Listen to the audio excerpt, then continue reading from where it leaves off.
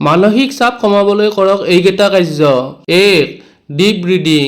এটা শান্ত ঠাইত বহক, 5-6 ছেকেণ্ড দীঘলকৈ উশাহ লওক আৰু লাহে লাহে উশাহ এৰি দিয়ক। ই মগজুৰ সংবেদনশীলতা আৰু চাপ হ্ৰাস কৰিবলৈ সহায় কৰে।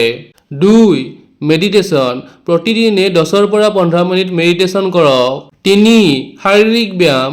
প্ৰতিদিনে 30 মিনিট দৌৰা, যোগ আদি শাৰীৰিক ব্যায়াম কৰক। 4. নিৰ্ধাৰিত টোপনি লওক। দৈনিক 7 পৰা 8 ঘণ্টা টোপনি লওক। 5. সুস্থ খাদ্য খাওক। তৰল খাদ্য, ফল-মূল আৰু সৰল খাদ্য গ্ৰহণ কৰক। চাহ, কফি আৰু মদ্যপান বেছি নকৰিব। 6. নিজৰ চখক সময় দিয়ক। আপোনাৰ যিটো চখ বা হবি আছে তাত সময় দিয়ক। ই আপোনাৰ মনোযোগ বেলেগ ঠাইলৈ নিব। 7. কেতিয়াবা না ক'বলৈ শিকক। অধিক চাপৰ কাম পৰিহাৰ কৰক।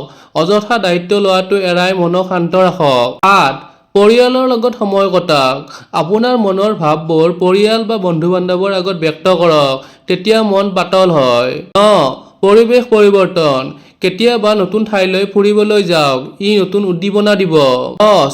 চিকিৎসকৰ সহায় লওক। সমস্যা জটিল হ'লে মনোৰোগ বিশেষজ্ঞৰ সহায় লওক। এনে ধৰণৰ ভিডিঅ' চাই থাকিবলৈ চেনেলটো ছাবস্ক্ৰাইব কৰক।